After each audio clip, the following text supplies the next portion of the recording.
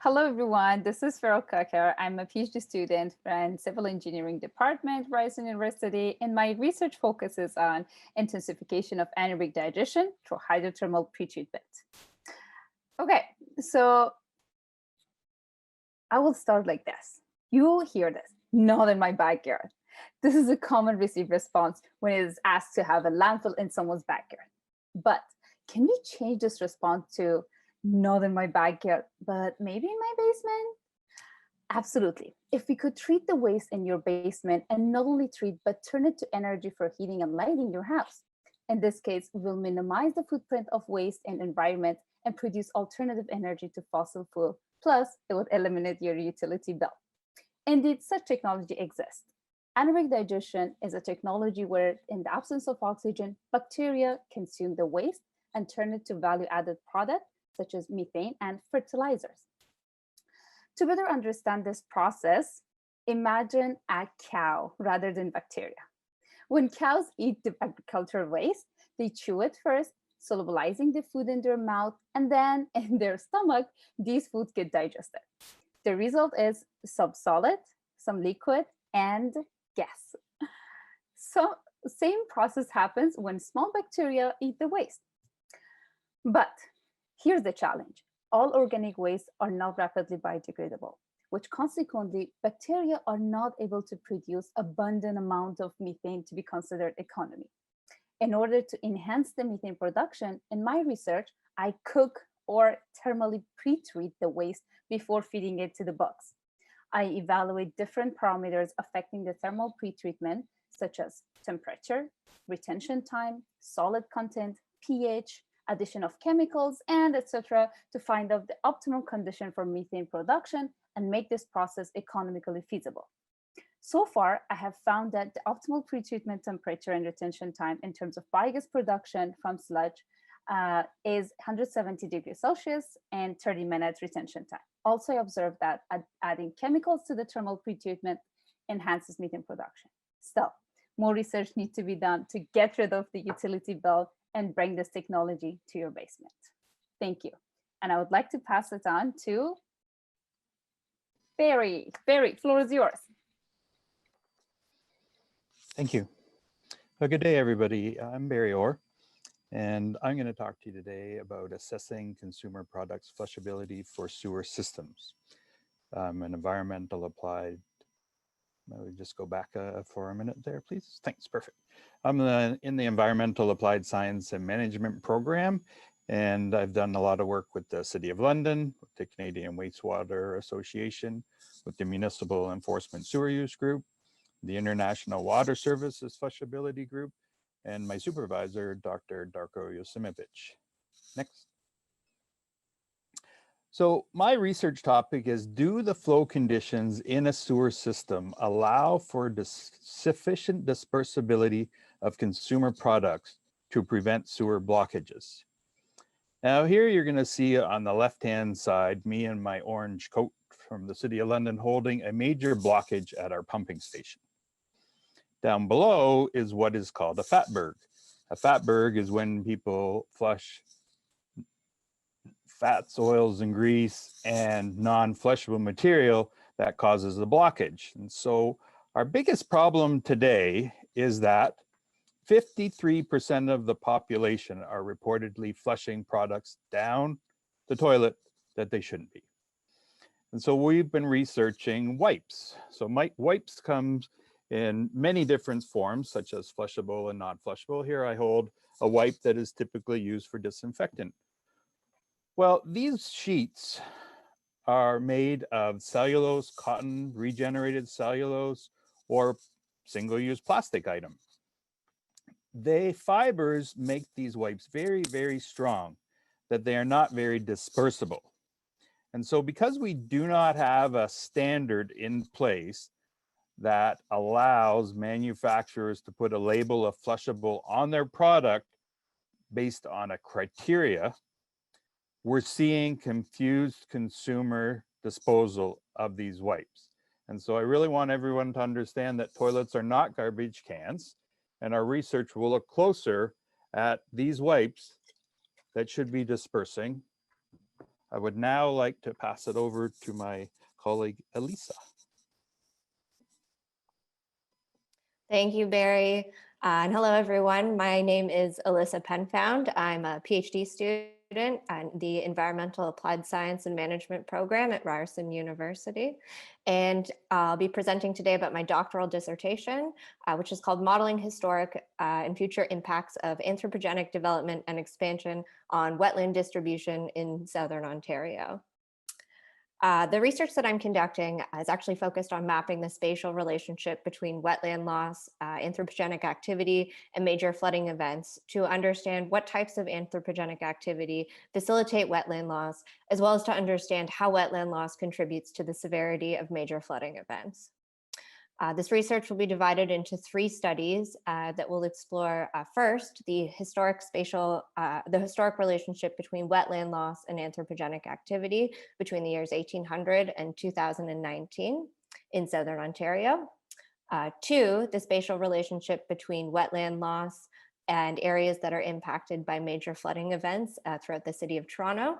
And 3, how continued anthropogenic activity may impact wetland distribution in Southern Ontario over the next 100 years, and use this to show how this may increase the severity of flooding events in certain locations throughout the province. Wetland loss is actually a global problem, and in Southern Ontario, wetlands have experienced an estimated loss of more than 68% due to urban, suburban development, agricultural expansion, as well as other human-induced factors. And wetlands also play an important role in flood management. This is especially in urban areas where extensive land cover is made up of impervious surfaces, and the presence of wetlands facilitates flood peak reduction, making the impacts of major flooding events less severe.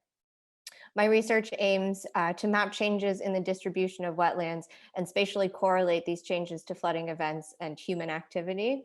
And this is actually a very important component of managing, restoring, and protecting these ecologically significant systems. Thank you. Now I'd like to welcome Francis to present their research. Thanks, Elisa. Hi, everyone. My name is Francis. I'm a PhD candidate at the Civil Engineering Department in Ryerson. Today, I'll be talking about my research in situ vacuum extraction of volatile fatty acids. If you sprayed on some perfume today, stored some food in a plastic container, or sat at a wooden desk or chair, then you probably used some volatile fatty acids. I'll call them VFAs for short. You can find VFAs in food flavoring and in fish bait, but very importantly, they're used in energy production. This is why the global demand for VFAs is rising at a rate of up to 15% annually. Now, traditionally, VFAs are made from petrochemical sources. That is, they have a fossil fuel base. This means that the expected increase in VFA production will only contribute to more environmental impacts like higher greenhouse gas emissions and rising global temperatures. And this is the reality unless we use alternatives like the organic portion of our waste. You see, these organics are great raw materials for VFA productions through fermentation. However, VFA production from fermentation has about half the efficiency as production from fossil fuels. And so the challenge is to make VFA production through fermentation of organic waste a competitive and economically feasible alternative to production from petrochemical sources. For this to happen, we'll need higher production rates and cleaner end products. In my research, I explored the characteristics of VFAs to design a vacuum extraction system. Using batch and continuous process experiments, I'm optimizing the operating conditions for collecting VFAs during fermentation, thereby increasing the production efficiency. My goal is to develop a technology that can be applied to different types of organic wastes to produce high purity streams that could potentially be used in pharmaceuticals, as well as low gauge streams that could be used in energy production or in wastewater treatment. The central drive of our research at the Environmental Resource Recovery Group at Ryerson is a saying that goes, there's no such thing as waste in nature, only wasted opportunities. Thank you very much. And now please welcome Hala.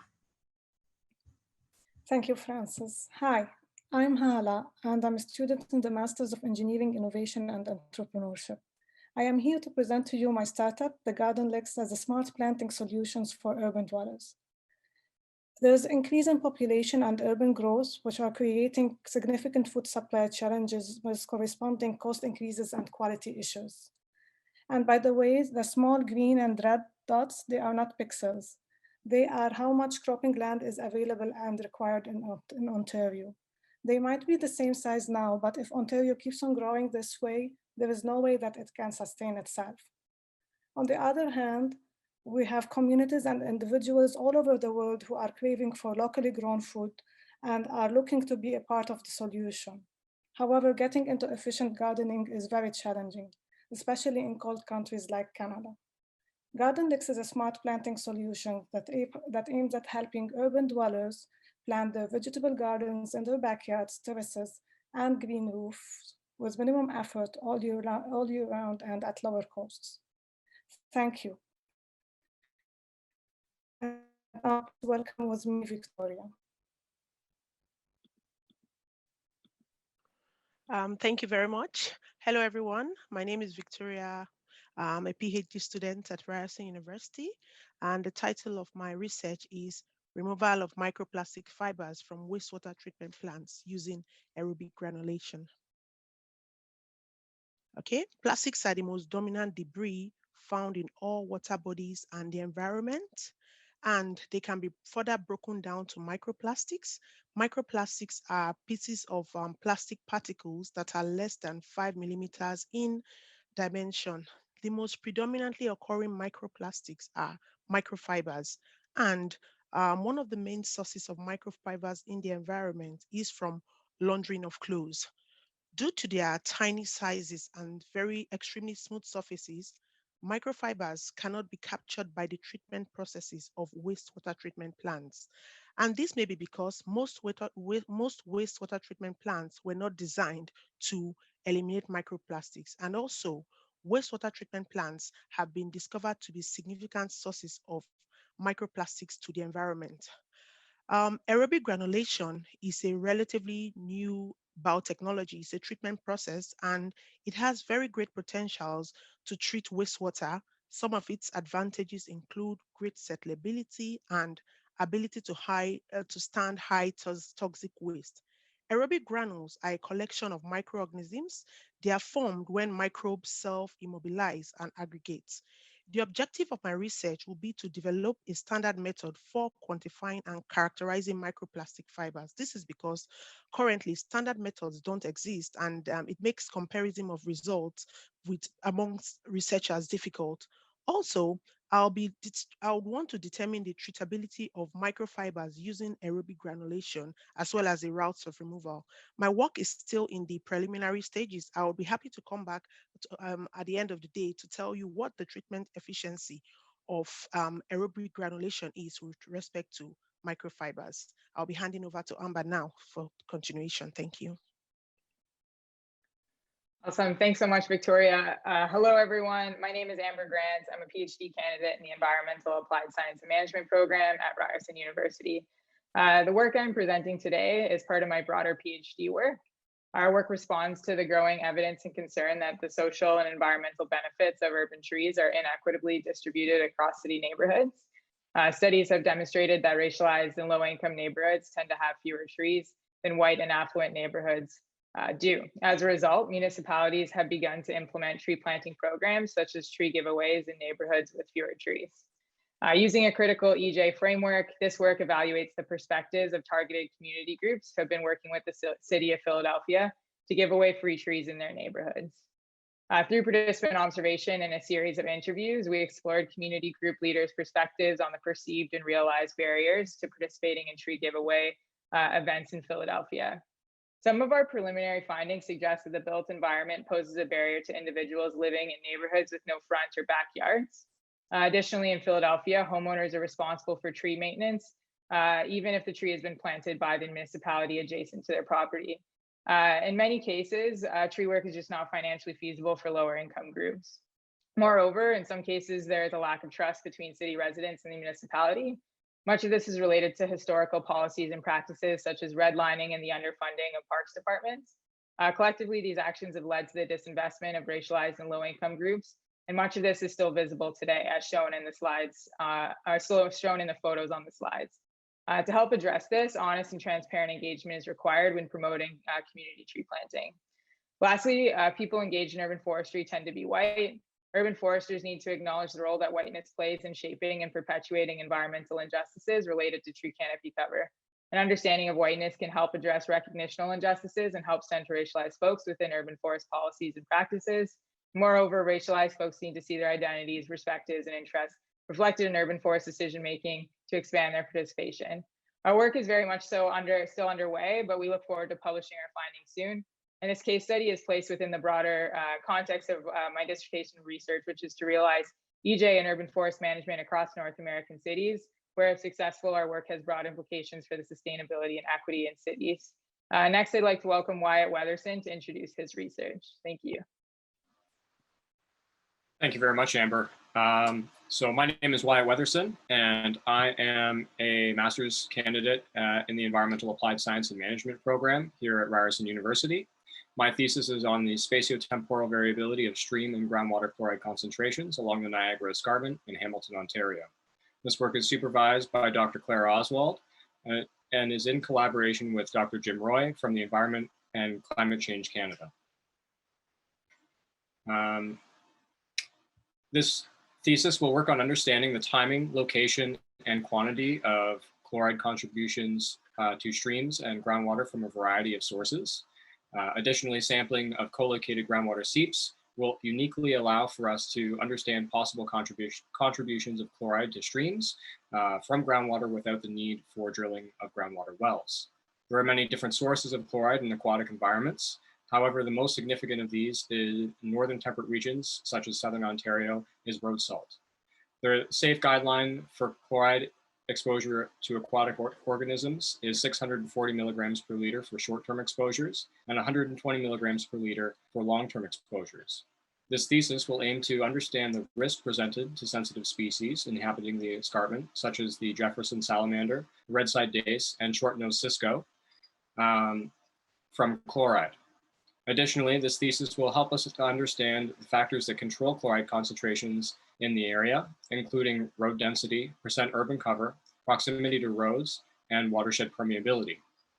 To do so, continuous monitoring of stream level, temperature, and conductivity, in addition to biweekly instantaneous monitoring and monthly grab samples, will help us to develop a continuous chloride time series for 10 distinct watersheds across Hamilton. This will cover a gradient of land uses, with particular attention given to urban and agricultural dominated land uses. Preliminary results indicate that streams and groundwater are regularly exceeding the long-term and short-term guidelines for chloride exposure in freshwater ecosystems, indicating that there is a potential for streams and other surface water bodies along the escarpment to become uninhabitable for sensitive species. I'd like to now welcome Lorna to discuss some of her research. Thank you, Wyatt. I am Lorna Murison, and I'm a master's student in the Environmental Applied Science and Management program under the supervision of Dr. Claire Oswald. And my research is in part trying to find out whether beet juice could be the solution to our road salt problem. So in the winter, in the Greater Toronto Area, our freshwater creeks are as salty as the ocean. In 2011, blue crab, a saltwater species, were found living in Toronto's Mimico Creek. And this is because of our addiction to road salt. For over half a century, road salt has been used to clear roads and parking lots of snow and ice in the winter. And scientists have been sounding the alarm bells about the environmental impacts of road salt for many years now. And because of this, people have been looking into alternatives. And one of those potential alternatives is beet juice. Now, in reality, both of these products are used together. Beet juice is combined with a salt brine and applied to a paved area as a pre-treatment before a snowfall. This stops the snow from forming a bond with the pavement and makes it easier to plow away without having to use as much rock salt. So I've been working with a landscaping company, and with their help, we're testing how much salt is used when a parking lot is and is not pre-treated with beet juice. Early results are showing that pre-treating with beet juice reduces the amount of salt used by 66%. But just because a product is organic or plant-based doesn't mean that it's environmentally safe. When a lot of organic material is added to a water body, it can change the ecosystem in pretty dramatic ways. And we've seen this with the phosphorus in fertilizers and detergents causing algae blooms in Lake Erie. So this research will help us understand the trade-offs between using beet juice and using salt. If we know exactly how much beet juice is needed to replace a certain amount of salt, then we can make informed decisions about which product will best support the environmental health of a given watershed. Thank you very much. And our next presenter is Caroline. Thank you, Lorna. Hi, everyone. I'm Caroline John. I'm a master's student at Ryerson under the Environmental Applied Science and Management program.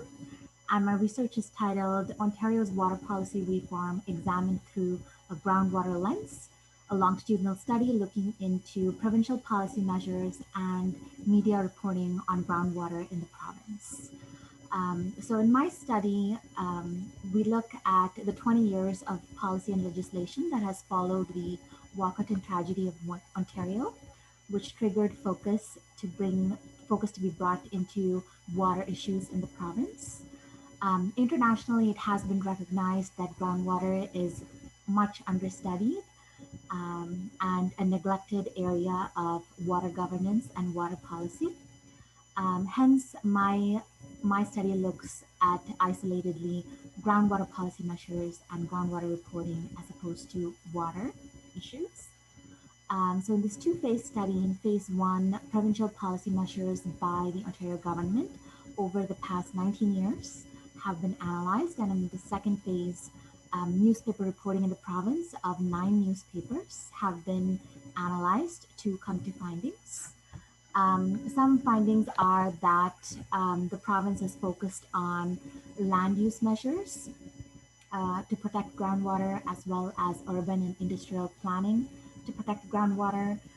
And there has also been significant investment in public participation in groundwater measures. Areas that have been shown to be not of importance have been the quantity aspects of groundwater. There has been a focus on quality as opposed to quantity. For example, a groundwater piezometric monitoring network. And also another area of focus that has been neglected is that because groundwater involves many stakeholders, there's a lack of identifying who's in charge of resource knowledge management in the province. When it comes to media reporting, it was found, as expected from previous literature, that groundwater is reported by negative framing, as well as more so episodic framing, where it is reporting following individual events, as opposed to thematic framing, where there's one overarching message for reporting on the issue.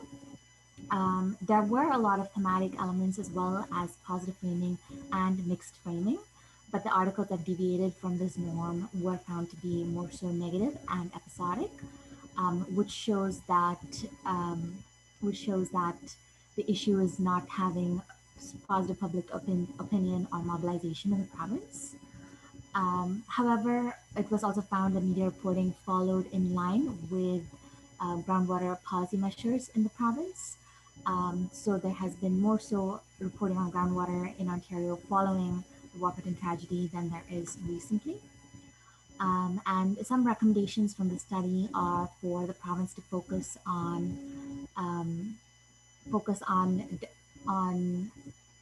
building a strong mandate and agency to focus on groundwater management plan in the province, as well as communications on groundwater to be positive and involving a thematic narrative which shows an overarching message as opposed to reporting and communications that follow along individual events and crisis and contamination storylines.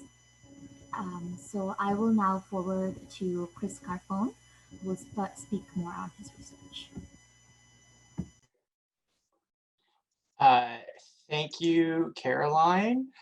So good afternoon, everyone. My name is Christopher Scarpone. I'm a PhD candidate in the Environmental Applied Science and Management program at Ryerson University. My research relates to identifying, is there a right spatial scale? Can we improve ecological modeling so that we can have more effective ecosystem management and monitoring practices? So what's the problem we have here? Urban ecosystem management is reliant on ecological modeling predictions to maintain comprehensive and effective management plans. We are really reliant on trying to digitize a lot of our surveying and moving it towards automated processes. Now, this is kind of problematic because current modeling approaches neglect to account for the scale of the process being modeled and the appropriate data representation for these environmental features. So we're not really taking into account, if we're looking at a specific process that we're trying to model, we aren't looking into what the actual scale is going to be. So this is problematic because we can change the representation of our data, but we can also change the message. So if we're looking at how we approach this, it's going to impact how our models are going to be able to address some of our issues. When we look up at the top right, this is one of our typical issues. This is a landscape. We have a valley glacier that has come through this area and created this flat bottom. And we're trying to monitor all of these different processes. How do we start to represent this into a digital kind of manifestation? Now, with rapid environmental damage from anthropogenic sources and human-induced climate change, it has increased our need to have faster, efficient, and accurate ecosystem monitoring approaches. So we are really starting to need to move to having automated and accurate kind of representation of these data sets. So hopefully with my research, what I've been showing is that we can use deep learning algorithms such as convolutional neural networks and modern data sources such as LiDAR to create 3D tree inventories, which can generate valid ecosystem monitoring and simulations with high efficiency and accuracy to kind of address some of these changes. So thank you.